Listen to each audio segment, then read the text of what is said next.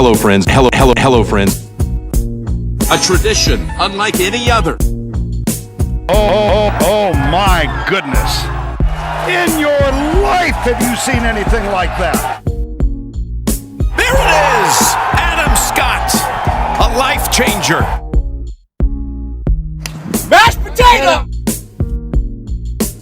Here it comes. Now, Druids, let's face it, nobody chooses to play from the rough. And thanks to our great new friends at Manscaped, maybe our listeners might never have to again, because the Manscaped Performance Package 4.0 has arrived, and I can tell you with all confidence, it's been a game changer for me these past few weeks. The ultimate men's hygiene bundle. Let's go through the performance package. It includes the Weed Whacker, up the nose, in the ears, increasingly relevant for people like me as the ears start to pile on. Never used something like the Crop Preserver before, but I'll never go back. A ball deodorant, straight out of the shower, dry yourself off, whack a little bit of this on the undercarriage, last the full day. Outstanding.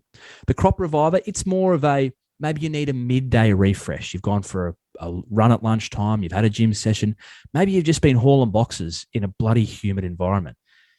A little bit of a spritz on the undercarriage, fresh as a daisy moving forward. And then finally, but most importantly, Druids, the best piece of kit in this Performance Pack 4.0, it is the Lawn Mower 4.0 trimmer. Have a listen to this. Music to my ears. This bit of kit, my friend, will transform your situation below the waist from looking like the second cut of rough at a US Open to a neatly trimmed fairway. Now, even better, Manscaped have thrown in 2 free gifts to the performance package.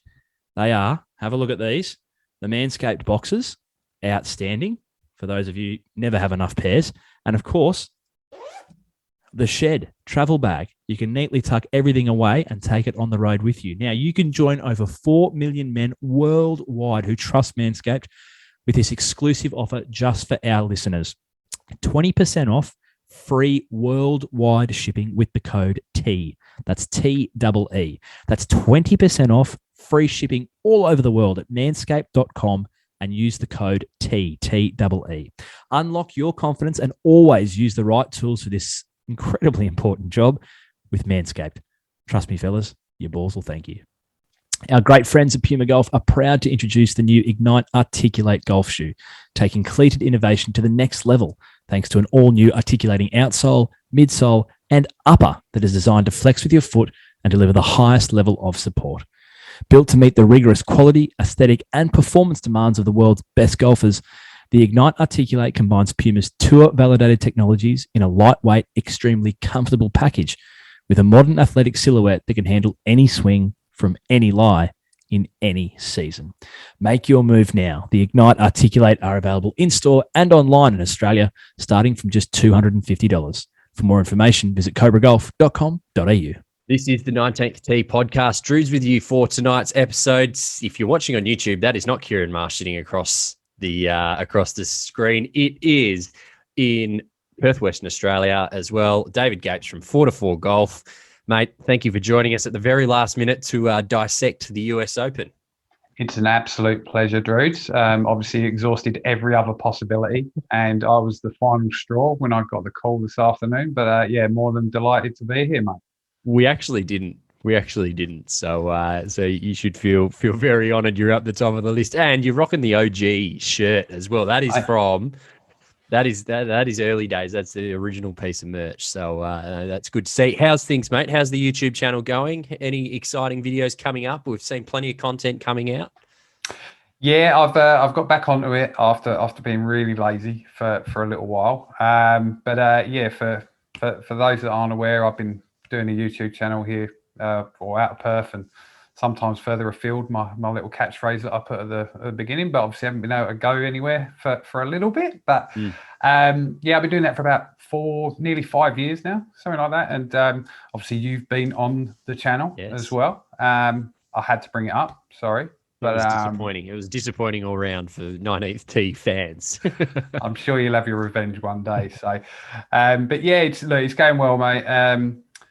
it only ever started out as a hobby. For a little while, it started to feel like a job that wasn't paying me, and now at least it pays me a tiny bit, and it kind of makes it a little bit more worth it. But no, I'm enjoying making videos again, and the actual editing side of it. When we did the video, I said I'm more than happy to do the editing because I actually enjoy that bit. So yeah.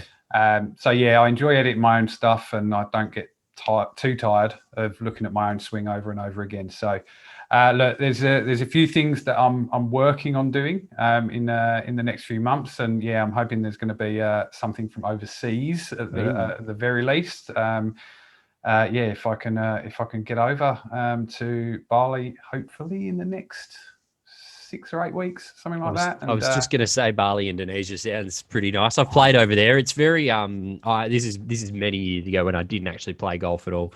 It is a different experience, obviously, caddies and all of that sort of stuff. So it's very, very different if you're not used to it. But absolutely, mate. ForetoFour Golf, ForetoFour on YouTube. ForetoFour Golf. Get around it.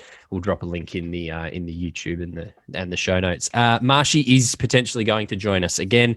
He is on assignment in the middle of Europe with work, so he will potentially join us. He does have the link. We'll see how we go. But if not, you've got me and Dave. We'll dissect it for tonight. And I must congratulate you, mate. It must be nice to have a fellow Englishman holding a major trophy again.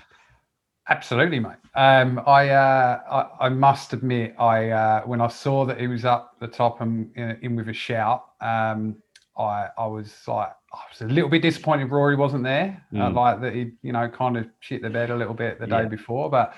Yeah, seeing that Fitzy was there, because he was close at the PGA as well. Was it, or did I imagine that? Yeah, no, he was. He shit the bed on the last day. Yeah, okay. So he just managed to delay that. It was great. I've been a big fan of Matty Fitz. I know you are as well from listening to the podcast myself. Quality player. Not the longest. Maybe a course that or a tournament that shouldn't really suit him. But pretty straight. Amazing iron player, and fantastic to see him get a first win in America. That was another stat that cracked me up. Yeah.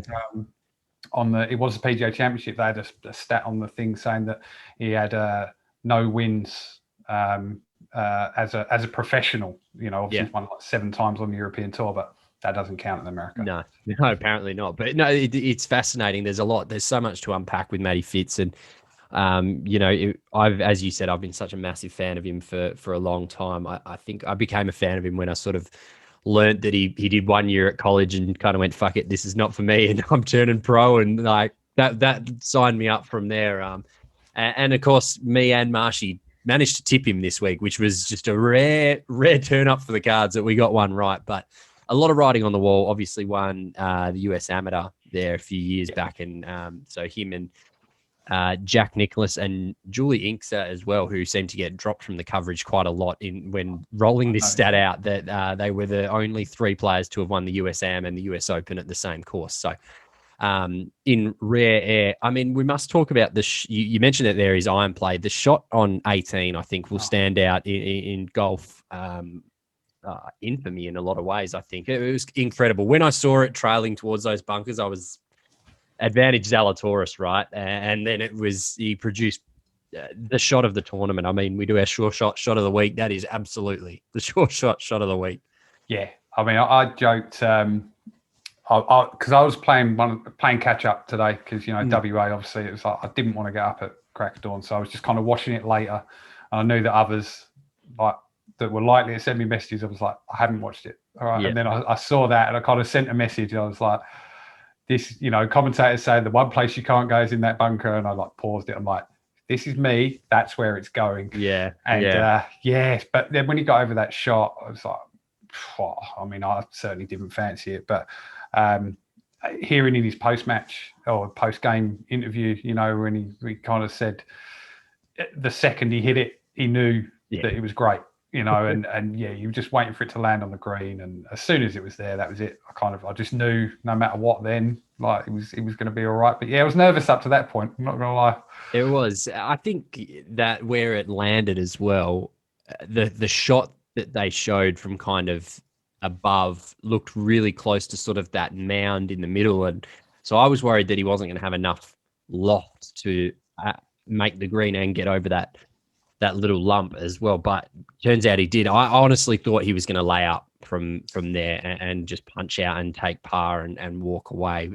But I think it's a massive credit to him to have a crack at it, because I think he kind of alluded to it in his post game as well. Was like, I'd do that normally. If it wasn't a major, if it wasn't the 72nd hole of a major, I would play that shot normally. And I think that's something that he should be really impressed with in himself, is that he did it regardless of when it was. Because I thought Will Zalatoris was, where he ended up first up, and I thought he was just going to run over the top of him. But I don't have a great deal of stats. Marshy's the stats man, so I just like talking about Matty Fitz anyway. I mean, 17 of 18 greens today is phenomenal iron play.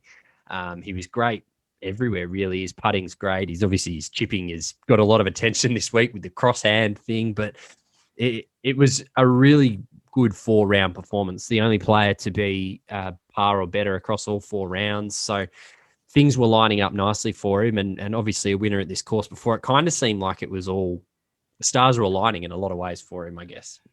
Yeah, absolutely. I think, that previous history, because it's not a course that gets played a huge amount either. No, it's not. It was, I was certainly hearing through the commentary, there was so few players that have played it before. So it did kind of give them an advantage. And it's probably, the length is not so much of a problem there. If it's a course that they all know well, they all know where to hit it. And when they don't know it well, they're obviously not familiar with that. And seeing some of the slopes on those greens, you did not want to be on the wrong side of them. And as they sped up through the week as well, it was clear that advantage started to come through. And obviously Scotty Scheffler, I think, had played an amateur there as well, or something like that. And I certainly saw some footage through the weekend of him making a hole in one, I think, on one of them. So, I think that definitely played into his hands. Like you say, 17 greens, that's 4 rounds for me. Yeah. So, massive kudos. Playing on a golf course that's probably, over 7,700 yards, something like that. It's, I don't know exactly how long it was, but pretty impressive stuff. And just glad that this will now actually get in the recognition that he's had for so long outside of the US, to be honest. Yeah, absolutely. I think that's, and I guess I kind of can see it from both sides. I mean, what did you say before? 7-time European Tour winner, obviously won a bunch as an amateur in the States, but you do have to take it to that next level if you want to be considered, in the top. I think he's now in the top 10 in the world. If you really want to be considered amongst the really good players on tour, you've got to win on tour. And up until today, he hadn't done that. And so for him to come out and deliver that performance, I guess he obviously had a pretty good reading of the course, having played it before. So I'm just stoked for him. I think this is probably one of the better US Opens that we've had for a little while. Obviously, I was just thinking back last year, like we had Torrey Pines with John Rahm, which was great, which was also won at 6 under. The year before was Winged Foot with Bryson, and that was at 6 under as well. Yeah. I don't know. I kind of feel like this one, I don't know, had something a little different. I don't know why that is. I can't quite put my finger on it. Yeah, I agree. And maybe it's a course we don't see as often, and maybe that's part of it. There's a bit of a novelty to that. I think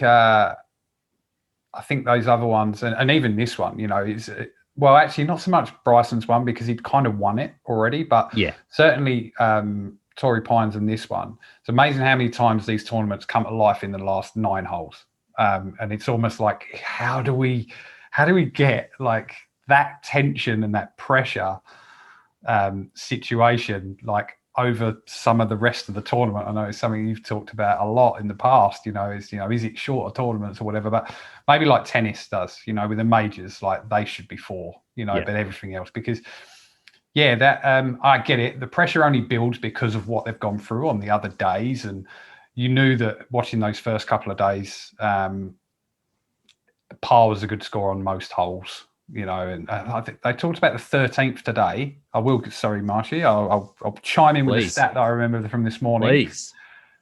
The 13th was playing 150 over par. Wow. Through the field. That's cool. I like that though. That could be wrong. Also, 85% of the statistics are made up. So, yeah, it was a challenging cult. We had the obligatory throwing the ball in the rough videos throughout all of the week and stuff like that, and you expect it to be like that. But yeah, I just think the course itself lent itself to a variety of players, not just the longer hitters. And Matty Fitz is certainly not one of those. So for him and Zalatoris, even though he weighs about 45 kilos dripping wet, he still gets the thing out there. And Scotty Scheffler certainly, hits the ball a long way. And my man Rory that, nailed on top 10 again, but, again, let me down for one round. Yeah, it was nice to kind of see that not one of the longer hitters actually prevailing there. Yeah, I think you kind of nailed it. The course architecture and the way that the course was set up, I think, helped make it really interesting. There were a lot more places where you could get really badly boned if you missed the fairway. Whereas I feel like at Winged Foot, and I'm thinking back to Torrey last year as well, if you missed the fairway, you could kind of get away with it a little bit more. Yeah. Whereas here, I felt like you got a bit more harsh of a penalty. I mean, yeah, it was cool. I really liked it. I thought the course was great. I think they need to probably try and go back there a little bit more often. I know we've got Pinehurst coming up, which is cool, and Oakmont's coming up, so that's great. But I think, just referring back to Winged Foot and Torrey, like the defense against those courses, Winged Foot maybe probably gets a little bit more credit for its putting surfaces, but it's the long grass, and that's what it is so quintessential with the US Open. Is the only defense to some of those courses is long grass, and I feel like you could almost make the course today cut half as high in the rough, and it would still play as tough purely from an architectural perspective.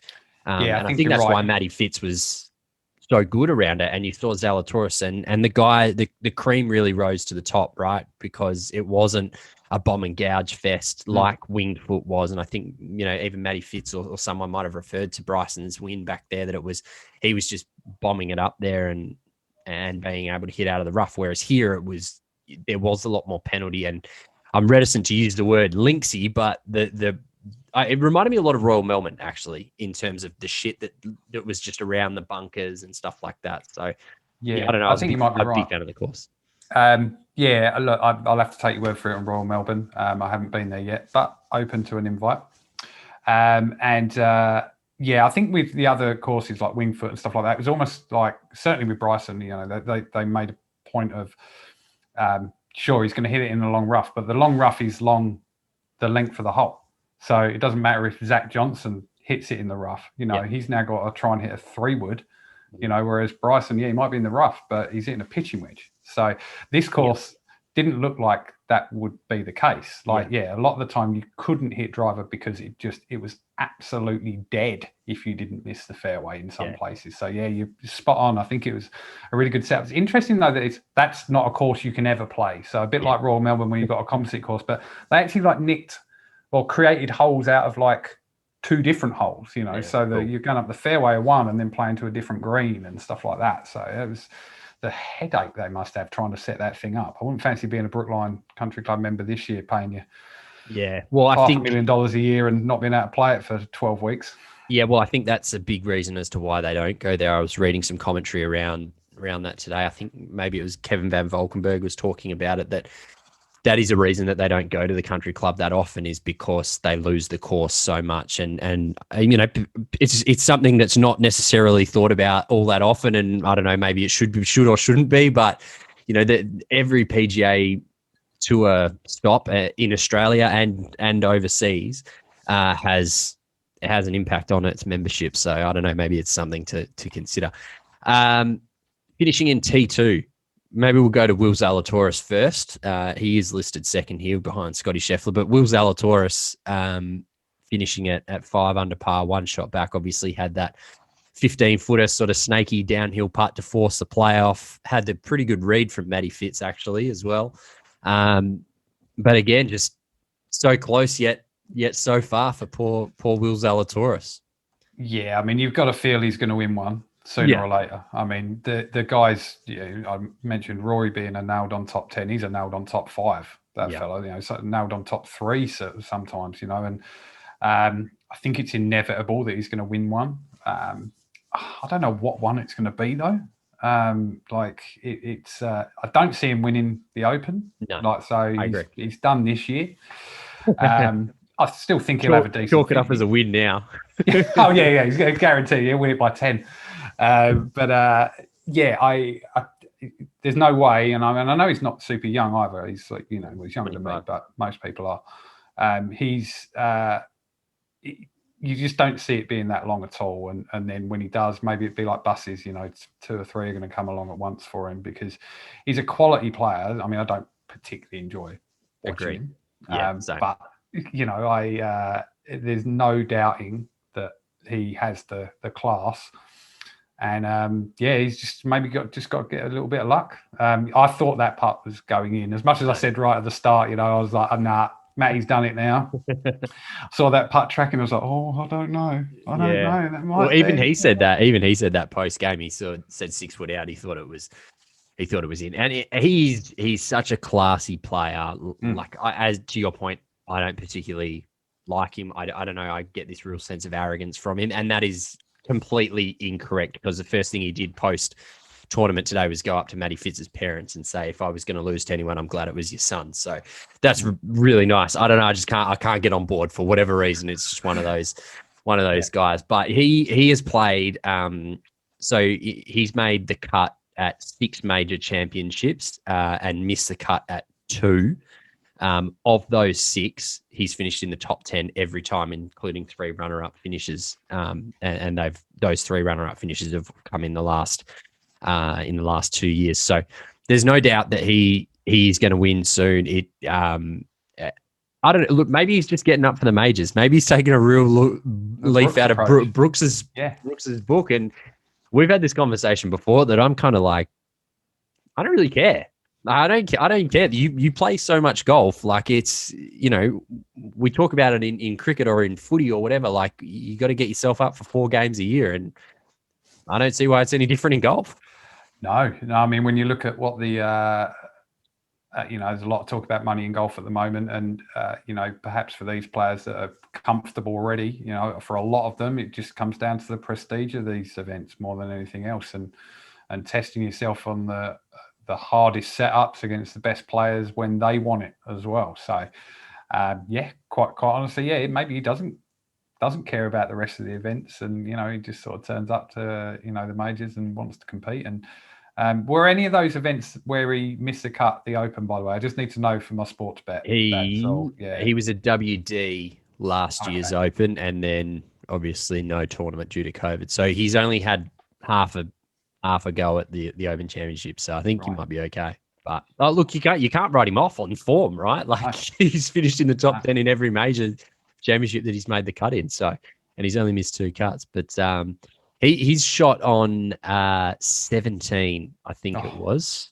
No, 16. 3. Yeah, 16. Sorry, so made a pretty average bogey the hole before, which was a 2-shot swing because Fitz birdied that.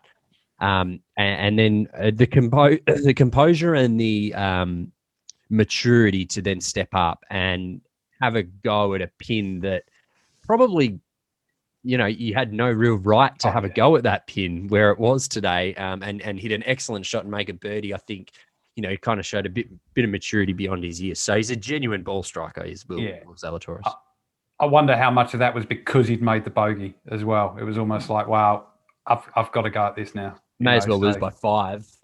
Precisely, knowing also that the golf gods are not going to allow him to because he has to finish in the top 10. So, he'll be all right. Exactly. Also finishing in T2, Scotty Scheffler. This is it's low-key one of the all-time great years. Like, he obviously winning the Masters, had a great finish at the PGA as well, I believe. And he missed the cut at the PGA, I think. From memory, can't quite jog that. And then a T2 here, 3 under.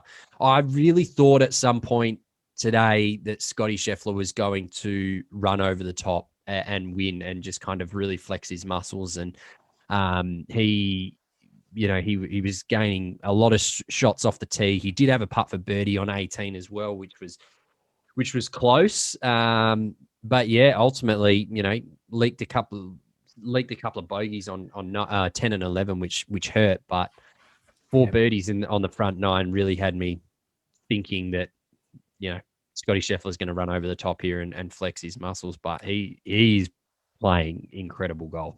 Oh, look, no doubt that, form-wise, as much as, sometimes we don't agree with what the OWGR is, he's far and away one of the better players in the world at the moment. He's not the best, absolute best. I know he's number one, but yeah, he kind of they did put a stat. I'm not trying to replace Marshy here. Please go for it. But they did put a stat about the relative to par, and I'll get it wrong, but basically in the first 2 rounds or something like that, he was 4 under on the back nine, but for Saturday and Sunday he was 6 over or something like that. So he kind of came home in an ambulance over the weekend a little bit, but.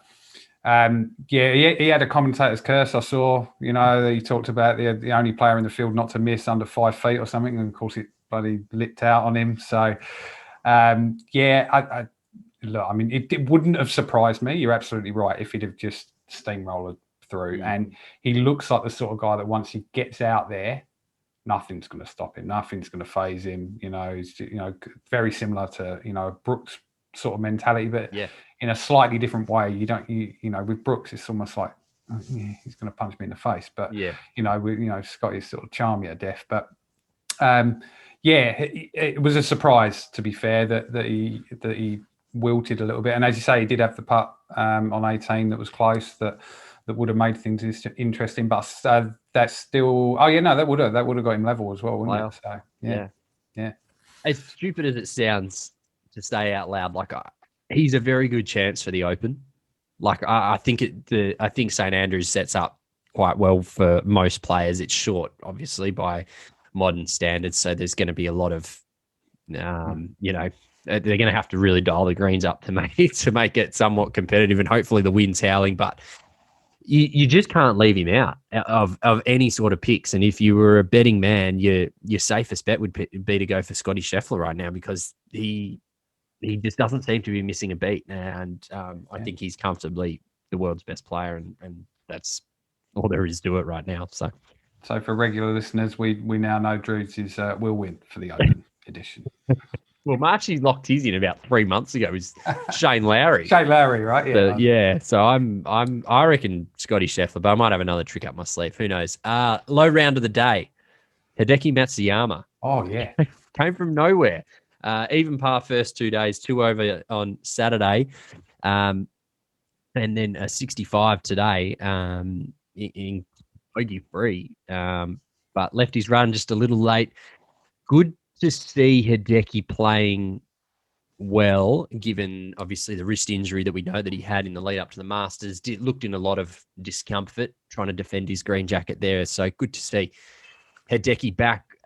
Again, I know he was 3 shots behind the winner, but never really felt like a factor. I don't know. It was interesting today. Nah, that was 65 with a duff, by the way, on one of the par 5s. So, whereas I have 65 duffs in a round. So, look, I think he's such an unassuming character and stuff like that. Maybe that's got something to do with it. You never really feel like... You imagine if it was Rory going out there and shooting 65 today, the crowd would have been up and everything, and maybe there was a little bit of that to it. But, look, I mean, always good to see the representation of the non-American players, I suppose, towards the top of that leaderboard as well. So, it was just came up a little bit short.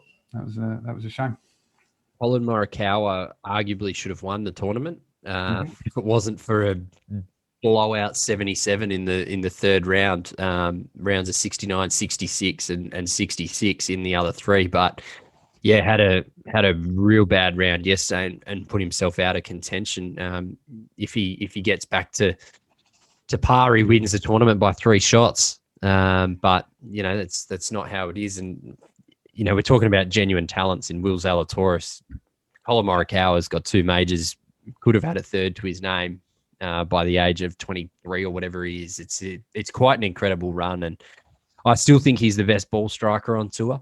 You could make a case for a lot of guys, but just when he's on, and it's a genuine pleasure to watch. And I going back to last year, if there was a tournament a major that I didn't think would suit him, it was the Open Championship, and he was sensational last year. So another good performance from a genuine superstar in the making. Very true, mate. Yeah, look, I mean, I remember watching some of the stuff he was talking about. He was struggling a little bit on the first day. Maybe it was the second day. He could only hit it one way. And I'm thinking, okay, well, that's not a bad thing to have. But it was like a 2-yard draw, which I understand for Morikawa is like a 20-yard draw because all he does is fade the thing. But he's absolutely pure. He just flushes the thing. Another guy, again, when he does get out in front, you typically think, nothing's likely to phase him here. He's, it's not like he's going to feel pressure of others. He's more likely to kind of implode under himself. But his putting's got so much better, and I think that's where he's made the difference as well. And I don't know, maybe with the Open thing, maybe with just slightly slower greens and stuff like that, maybe that helped him. He could be a bit more confident with his putting and, hit it a bit harder. And if the wind is up at St Andrews, then, they won't be able to make them quick. And who knows? I mean, he'll be a force there, like no doubt, because of just how good how tight his dispersion is, and St Andrews with those hilly greens, lots of runoff areas and stuff like that. It's about hitting your numbers, and there aren't many players better than Colin Morikawa. He's the poster boy at the moment for hitting fades. So it was really interesting to see him talking about hitting draws. I mean, it's as a side note, it is so funny to see someone just hit a stock fade. Like DJ, there was that quote in 2020, I think, when he went on that incredible run. And they said, how many draws did you try and hit? And he said none. And all he does is hit fades. And I think, for amateur golfers like you and I, obviously, you're a much lower handicap than I am. But the pipe dream is you've got to hit draws, right? Like it's what we all want to do at the range. And we all want to get the club in and shallow it out and all this sort of stuff. And it's like if you actually kind of just focus on reducing your slice and turning it into a stock fade, your game's going to be so much better than trying to hit draws all the time.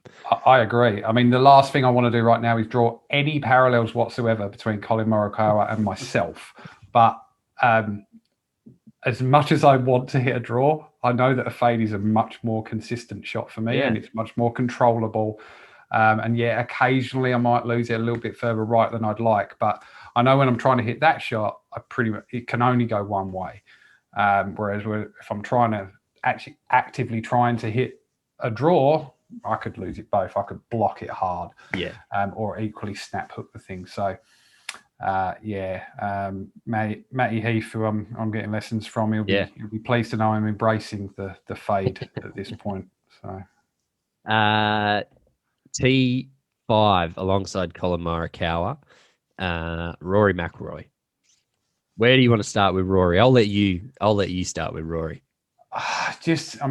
Talked about it with Morikawa, one bad round, but I mean it's like the 15th major in a row where one bad round. He's constantly there or thereabout. PGA Championship, you thought, he's come out of the blocks, like that's it. Chalk up the win right now, and again, it started well here, was looking great, rolling the ball really, really well. And again, just something goes wrong in that third round. Admittedly, I didn't see a lot of the third round, so I couldn't put a finger on exactly what it was. But just massively disappointing. I mean, it's not the one we want him to win, obviously. We want him to win the Masters. But it's probably the one out of all of them now where you think he's got the best chance. Certainly for me, I think while, yes, he is Irish or Northern Irish, it's a long time since he played any consistent amount of links golf. So, you can't really argue that case anymore. He's used to these type of golf courses. And This, I think, set up pretty well for him. And yeah, just had one poor round. He tried a little charge today. I think he certainly missed 2 birdie putts that were very makeable in the last 3 holes. And what was he, 3 back in the end? Yeah. Or, 4 in the end. 4 back. Okay, so it wouldn't have made an impression. It was already too late. But yeah, I'm never going to be upset, with Rory finishing in the top 10, particularly if I've put a bet on it. But the expectation is that he should be winning more, and the debate of, maybe I'll open a can of worms here, but the Tiger versus Jack debate would be very different if, that guy by now had 7, 8, 9, something like that. People would be including him in that, because he's that good, quite simply. I think, Rory is, let's not forget the week that Rory had too.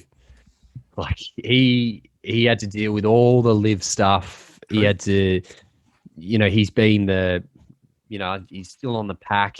I'm sure behind the scenes, Monahan was scrambling with him. All the questions at the press conferences were about live. So nothing was really focused on the golf.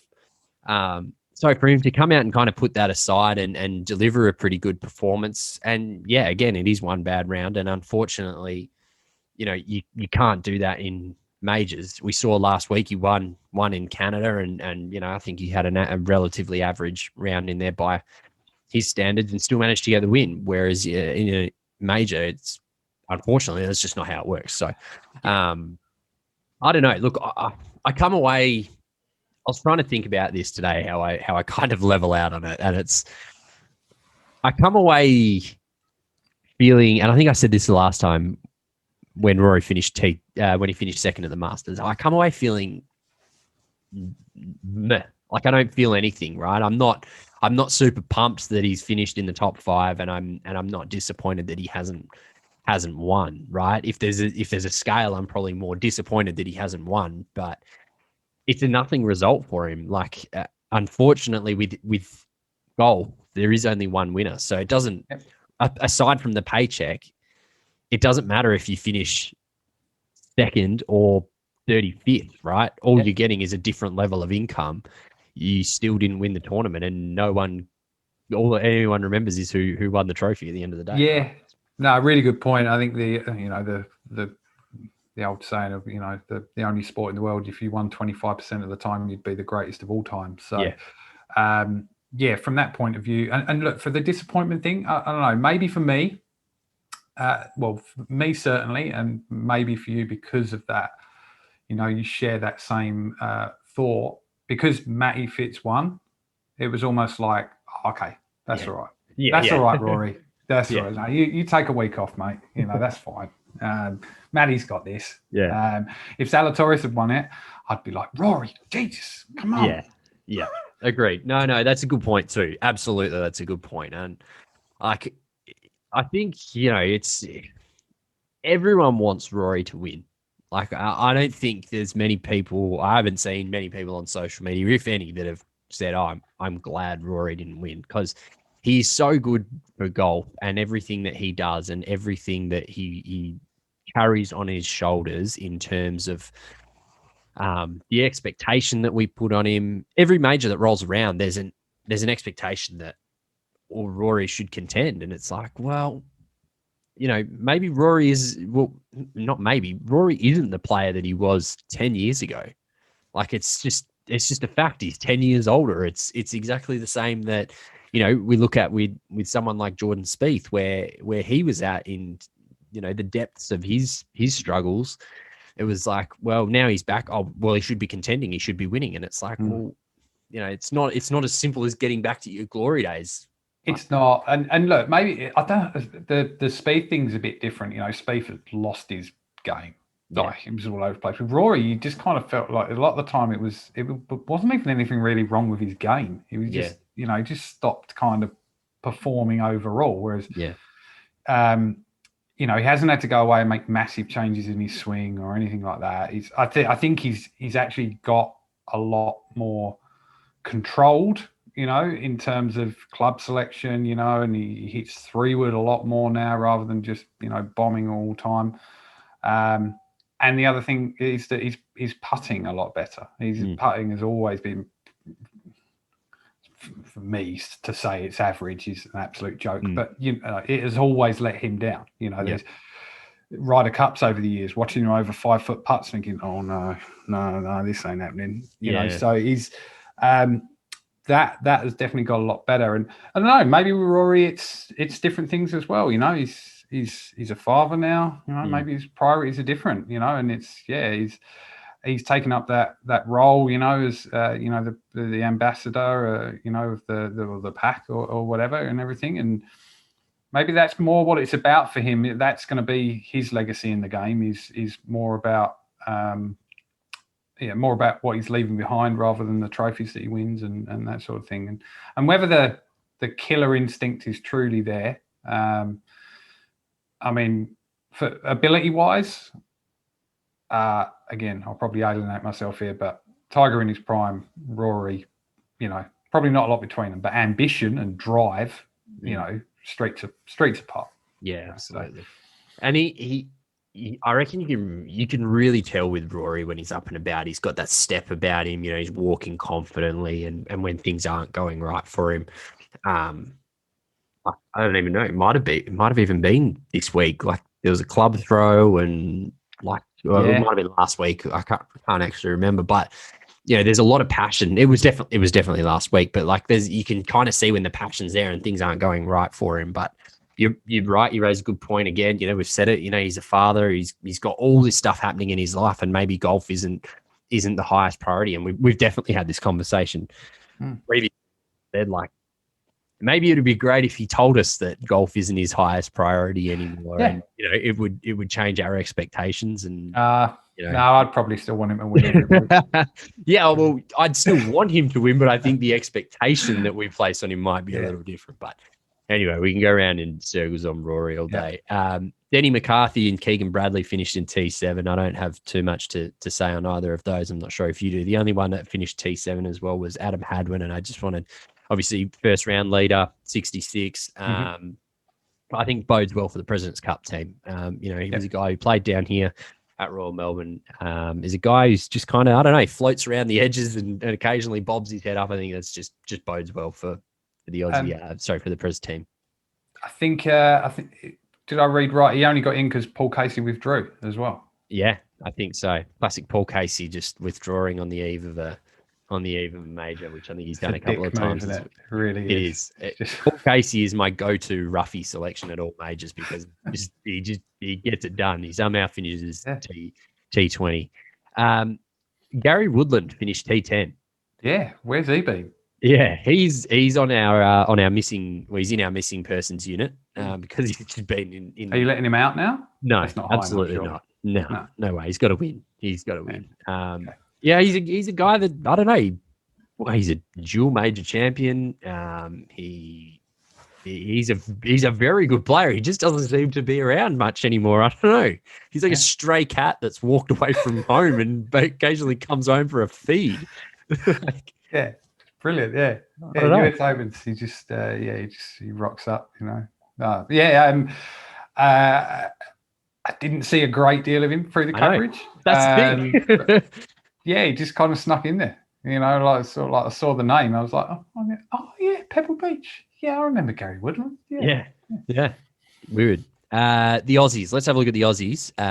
Mark Leishman, Adam Scott were the best, finishing at T14. Scotty looked really good the first round. Both finished with 68s today, and finished at 2 over par. What did you make of Leish and Scotty?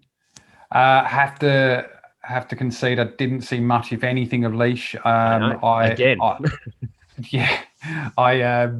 did watch Scotty because he was in the feature groups. I think on Thursday, the early features groups. And I agree, he looked good. He looked in very good touch. Putter looked good. And again, he continues to defy logic.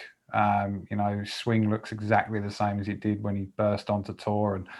It's the swing that anyone, you know, aspiring to play golf should look at as inspiration. And yeah, just I mean, will he ever win one again? I don't see that, but he's got an ability to be there or thereabouts, and you know, maybe he gets some of that luck and he can be up and around. Ruffy for the Open? What do you reckon? Yeah, quite possibly. Quite possibly. I mean, we've always said that the Open sets up the best for Leash. You know, growing up in Warrnambool in those windy conditions, and kind of obviously he's had the runner-up finish there, but you know, never really returned to the heights of that. I don't think if you surveyed a lot of people, the finishing order of Australians would have been Leishman, Scott, and then Minwoo Lee at T27, and then Todd Sinnott at T31, which was great to see Todd Sinnott obviously playing in a major championship and finishing where he did. Minwoo was, you know, he was within striking distance today, obviously 3 over par, but you know, he was within striking distance and you know wasn't to be. So that was the top 4 that I believe made the cut, and then missing the cut amongst a whole heap of players, obviously Kiwi Ryan Fox, and the one that we probably got to pull out of the hat here is Cam Smith at 6 over. I think look, has had a wonderful 2021-22 season, but he, more than most, will be immensely disappointed with the performance that he put out across the first 2 days. Yeah, I agree. I mean, from what I saw of when he played, the biggest problem was he was having to scramble for par every hole. He never gave himself an opportunity for birdies.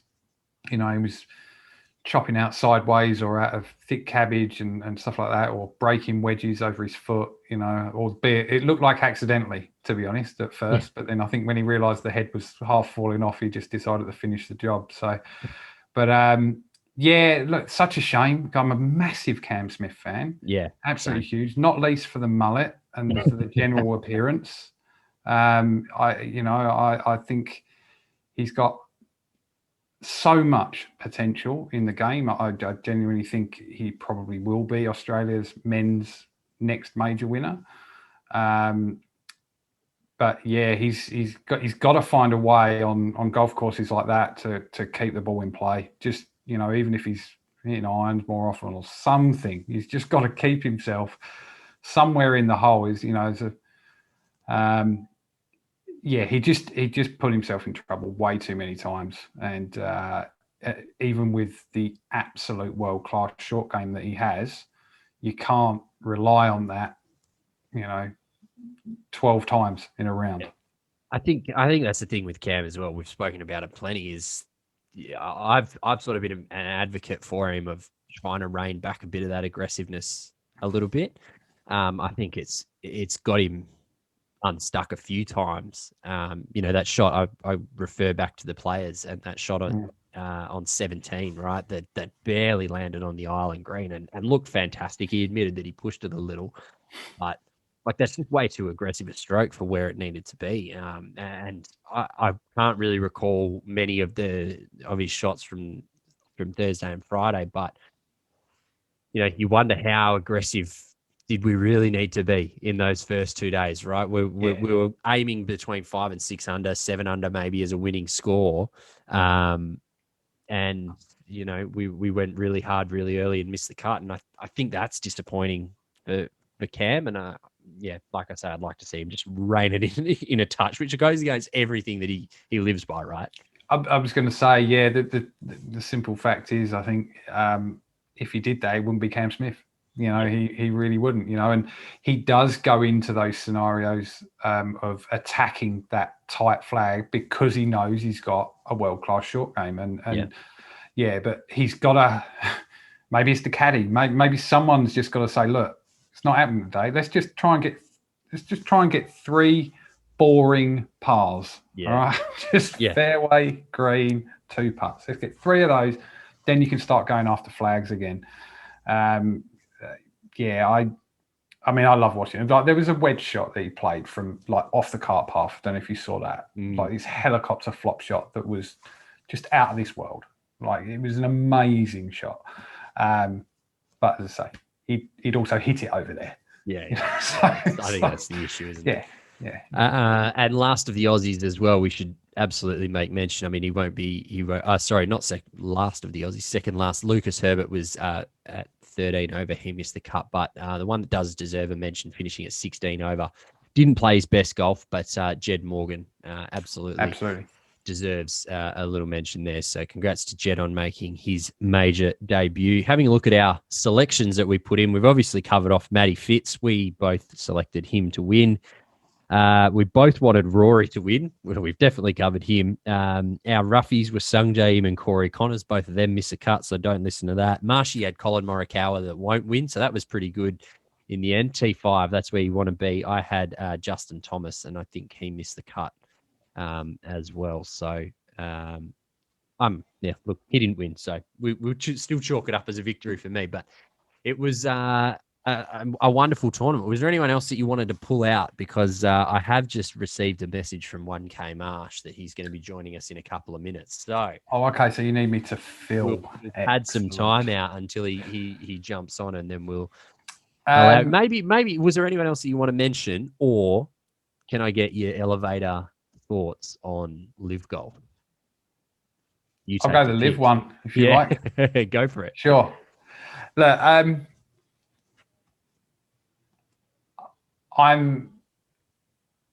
don't object to it, first and foremost. Like I don't object to the concept of a tour that rivals some of the other, a series or whatever we're going to call it. So I think to call it a tour is a bit of a stretch, right? It's a series. Like it's not a full season event. They're marquee events that are kind of strung together. So the question of where the money is coming from is not ideal. Well, in terms of for those that are receiving it, it's not ideal. And it certainly leads to some other questions, as to whether they should participate in such a thing. But equally, golfers are independent contractors, and they are free to, operate wherever they are permitted to, and I do say permitted to because equally the PGA Tour have every right to suspend, ban, whatever we're going to call it, their members for whatever bullshit reason they come up with about maintaining the integrity of the tour or blah, blah, blah. They're scared. That's effectively what that comes down to. And to a degree, they are tugging on the heartstrings of what is an awful regime. I'm not defending it for a second. But there aren't many rich people in the world that didn't get there by treading on someone on the way up. So the concept is, well, and actually it's interesting, the DP World's position. I know you guys talked about this last week on the podcast. They've been taking money from the Middle East for a long time, all right, and Saudi Arabia in particular, all right. So, but they haven't come out and banned anyone, and they won't. They will not, all right. So, which will be really interesting for the strategic alliance between the PGA Tour and the DP World Tour. It will, but equally, the DP World might feel, well, now we have a different partner. We can give the best players in the world, or a slice of the best players in the world, and opportunities to still play tournaments week in, week out if they want to.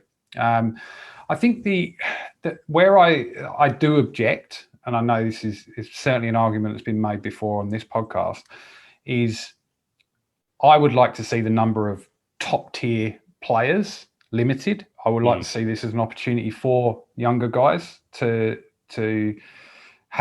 get themselves set up, and I've, throughout this year, I've had some great experiences in and around the Australian tour, and talked to a lot of players that I'm not going to name any names, but there are 100%.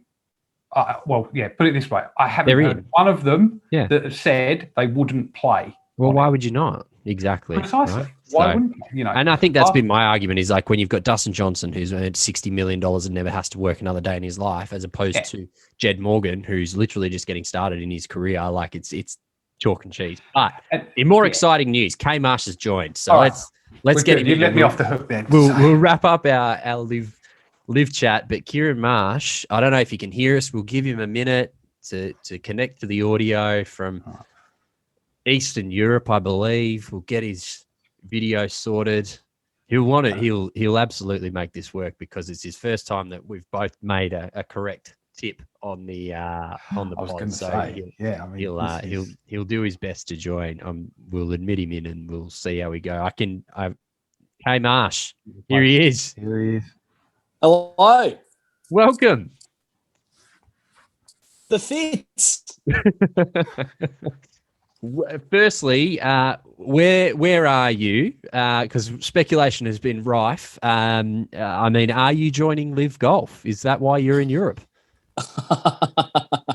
Yes, I've been in conversations with Keith Pelly, obviously the head of the DP World Tour. It's actually the reason for my tour around. Obviously, started in Slovakia, and we spoke a few weeks ago. You find me in Budapest in Hungary at the moment. So I've been on a bit of a junket, courtesy of Live Golf, and happy to say I'm committing from this point forward. We were just talking about Live Golf and kind of getting Dave's thoughts on it, but we'll scrap that until after you jump off the line, and we'll pick it up. We'll pick it up offline, as they say in the work lingo. Mate, congratulations from me to you on your correct selection of Matthew Fitzpatrick to win. Not only that, you picked Colin Morikawa not to win. He finished T5. Corey Connors not so much, but mate, hearty congratulations to you. Thank you, mate. What a ride it's been for us across this. 4 times a year we put our balls to the wall and we make some selections, and look, more often than not they've been locked off based on our selections, and it's taken us a little while, and finally, and somewhat ironically, when we choose the same person, it comes off. So I just want to be very clear, because I know there's probably a suggestion that this is the case. I want to be very. There's no collusion between you and I. You and I had no idea that we had both chosen Matty Fitz. So yeah, an unbelievable ride for us, and more importantly, what a win for what is certainly one of the hottest players in the world at the moment, and a guy I think we're going to see at the pointy end of majors for many years to come. Exactly. And Dave, we were saying this before, we must give congratulations to Dave on a fellow countryman winning a major tournament as well. But some of the stats, Dave, that you were kind of spitting out before, I mean, how many greens hit and all that sort of stuff? Yeah, I'm officially replacing you, Kieran. Stats are now my area. So, so I think 17 greens he hit today, which is phenomenal. Some of the other stats were not necessarily Fitzy related, but look, for me, we just talked about it, Drudes, but yeah, he's a guy that I've admired for a long time. He's an amazing player. He's not got the recognition in the US up to this point, really, for how good a player he is. But those that have followed the European Tour, or he probably hasn't actually won on the DP World Tour, but seen him win there, and knew that this was just a matter of time. It was whether he had the bottle to do it, and he got close at the PGA as well. So very pleased for Fitzy, and What's your wrap up of it, Marshy? What's your 30 seconds on Matty Fitz? Because I mean, so much has been made of it. I mean, obviously, some incredible escapes on 15 and that shot on 18 we waxed lyrical about. But what's your takeaways? Yeah, and I mean, also for mine, the putt, was it on 13? The 50-footer. He drained the long putt. That's a championship moment, and that's a championship moment. Look, I think for me, I must admit, it wasn't readily available by the broadcast here in Hungary. But more cycling than golf, funnily enough, on the TV. Handball as well. I bet you get over there in Central Europe. But you look at the stats. To the took this week. Look, the end of those who made the cut up and stand up when he's one of them. Breaking a little there, KM, obviously Central Europe, Wi-Fi not sorting out yet, but I'm sure in the media tent at Live Golf you'll sort that out. But we mustn't keep you too long because obviously you are on official duties work-wise. Who else do you want to pull out? Obviously, Matty Fitz finishing on top. Scotty Scheffler just finishes in the top 5 for fun. Will Zalatoris so close again. Hideki great. Rory, kind of meh again. With nothing taste. Who else do you want to give some shout outs to? Just Zalatoris for mine, and I am conscious that the Wi-Fi is probably in and out, so I'll try and get through as quickly as possible. It's easy to say in retrospect, but genuinely for me, it was a decision between Fitzpatrick and Zalatoris for my tip to win. And I've seen enough now of him, runner-up last year in the Masters, loses in a playoff at the PGA, just misses here again. Enough of him to know that he is a class player. We don't necessarily see him consistently week to week on the PGA Tour, but for mine, that speaks volumes of him, that he steps up when it counts the most. So Will Zalatoris, I think, is I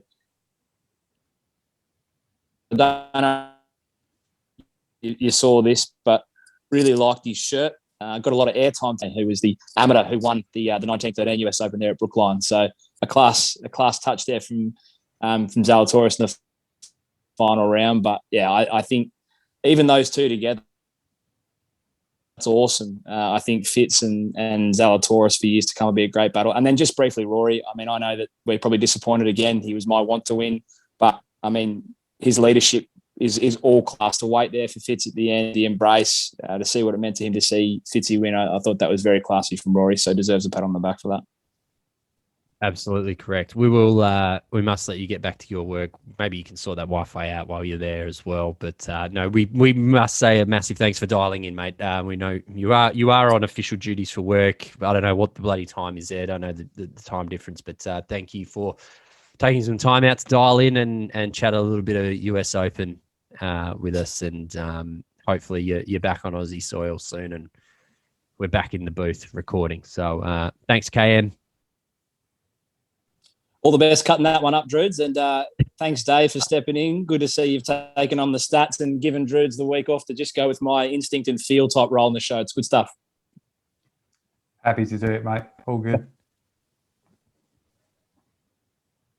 There we go. KM. He's very kind of him to join. But Indeed. Yeah. Very. Anything else that you want to wrap up on Liv? I mean, obviously we had a great guest in there in KM, but was there anything else that you want to kind of wrap up? You've echoed everything that I believe. Look. Yeah. I think. Yeah. PGL. If PGL to come along, I'd be all in on PGL, and I've said that for a long time. I think what you're gonna get, if in their vision, because the teams element, I know you talked about it in the last event, or. The team's element didn't really work, didn't really do anything. But I think the aim for them is that they're going to have franchises coming into it and that sort of thing. I think what you're going to eventually get is almost like a Indian Premier League, like in the cricket, whatever. It's going to be a match. It's going to be 4 guys playing like pennants. Yeah. It's going to be like 5 guys going against 5 guys, and. Kind of like mini Ryder Cups, but that will be the fixture for the week. And then next week it's going to be, and if it gets to that, and that's why you're paying all of these guys so much so that they then run their own franchises because they've got the money to do it, that I think is okay. That's all right because, I mean, as it is, it's not sustainable. We all understand that. But yeah, for those guys, I think, if they went down the path of, as they did with some, like Jeb Morgan, like Blake Windred, like some of the other guys that, were invited from other tours, and even an amateur in the field, I think there was as well. So that allows them to be set up and takes the pressure off, or certainly the money pressure off of establishing themselves on the tour that they want to play on, as long as those tours aren't going to penalise non-existing members because of where they've played in the past. I think would be unfair because they can't be accused of what the other players have been banned of, which is, not protecting the best interests or the integrity or whatever bullshit Jay Monaghan came up with.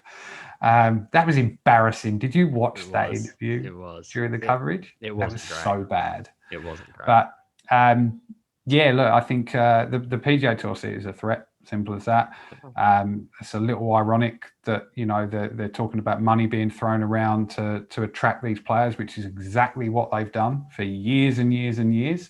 And they did a lot of it with money that probably came from oil and stuff like that too. Yeah. But, I think that the challenge is like with the whole money debate, they've brought a knife to a gunfight, right? They cannot win if it comes down to money. And right now the tour is in, like, obviously it got a reprieve for a week because we had a major and Liv wasn't on, and there was no tour event, but the tour is in dire straits right now. It's as simple as that. And we said 2 weeks ago that event was the worst event that they will ever run. Liv, I'm talking about. That's the worst event they'll ever run. And it's only up from here. I mean, since that time, we've had Patrick Reed, Bryson DeChambeau, Pat Perez, Abraham Answer is going to be announced or will be announced in the next 24 hours. There's other player, Victor Hovland's obviously heavily linked. I wouldn't at all be surprised if there was other big names inside the top 5 or 10 to go. I think they'd be stupid if they weren't chasing Cam Smith. I think they'd be stupid if they weren't chasing some of these bigger name players in terms of the younger guys of the next generation.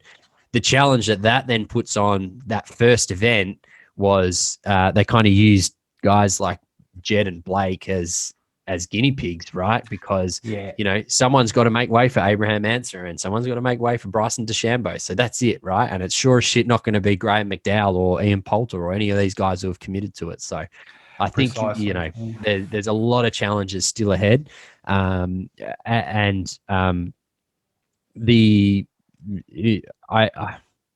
it's not deserved for the PGA Tour that this is happening, but it's almost like you've seen the monster running down the hallway for the past 2 years. We've been talking about this fucking thing for 2 years, Absolutely. Right? And so now it's banging the door down and it's here. So and they've done nothing. They've done literally nothing apart from introduce the PIP.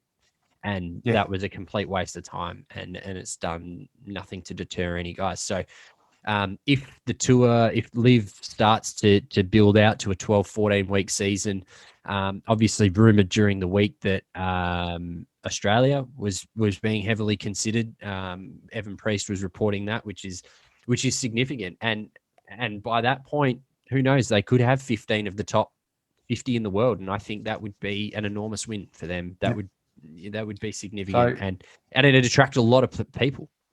Question for you then, because I know you feel strongly against it. They put it on at Lake Carrignat. Do you go? Oh, 100%. Of course you do. I think without a doubt, you absolutely have to go. For no other simple reason than we don't get world-class golf here in Australia. And that's not a knock against any of the Aussie guys that listen to this show. And I know there are a lot of them, but there's a marked difference between an Aussie PGA event and the PGA. And I think if you got 15 of the top guys out at Lake Carrignat, you'd get a wonderful crowd out. I think you'd get a lot of coverage, and I don't know. I think it would be really, really interesting to see if Australia gets an event. Where it goes. I think they would obviously look at Melbourne somewhere, the Sand Belt, but they would, there's a lot to consider. And then also how Golf Australia and the Aussie PGA responds to it. So that's the other part. So the Aussie PGA said that they did get approached by Liv to have one of their first events this year, and then they turned it down. At the time, I don't know. Turned it down when it wasn't actually a thing, and they didn't have any players signed and stuff like that. But now Dustin and co are in tow. They because you think about Golf Australia, or rather even the PGA trying to run those events, what it costs them to get Tiger to come over, in appearance fees and stuff like that. They're not going to have to do any of that. They're going to come here anyway. So that it would be way more in their interest of truly growing the game and getting people out to watch. it'd be in their interest to allow them to at the very least host an event.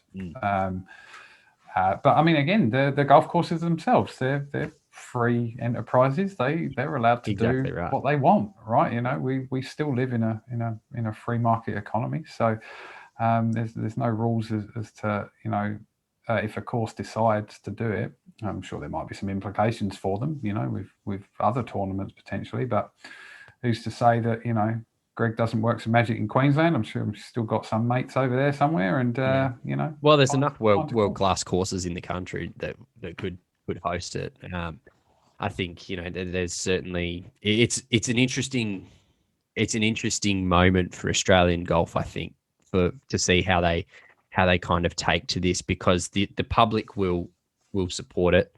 Liv has a lot of money to market it, and they've done so far. And like I keep coming back to, the product in 12 months' time is going to be considerably better than what it is right now.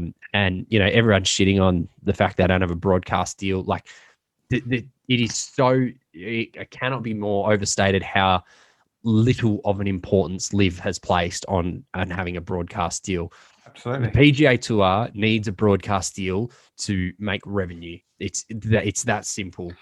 These guys would not pick up what the broadcast deal is worth off the street for the PGA Correct. Tour. And they're going the other way, you know, with the YouTube streaming of it and everything, and which was all right. You know, yeah, it was fine. It was fine. It worked. You know, but they'll be waiting for someone, you know, a big broadcaster to be banging on their door saying, "We want the rights for this, and we will do this." You know, they're just going to sit back and just continue to stream it on there, like you know, it's because they can. That's the other reason they're doing it, is because they can, right? And and you know, I know we sort of not sung praises for the last couple of minutes, but I cannot overstate how horrific a regime this.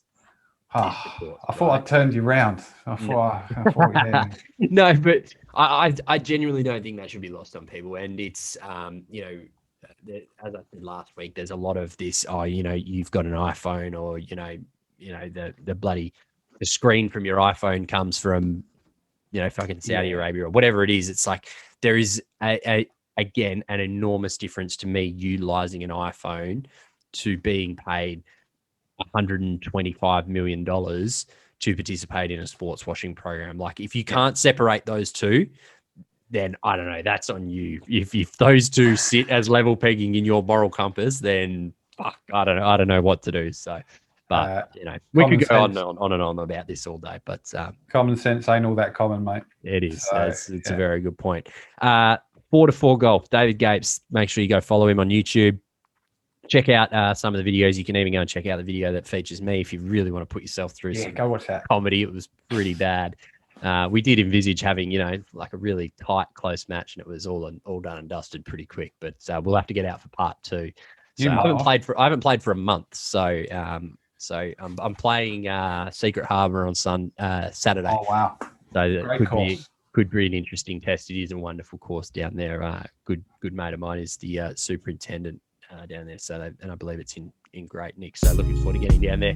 Dave, thank you for stepping in, mate, at the 11th hour. This was going to be a solo pod with Marshy, hopefully diving in, but instead we got yourself giving us all the hot takes and stats, which we loved, and just appreciate you jumping in at the last minute.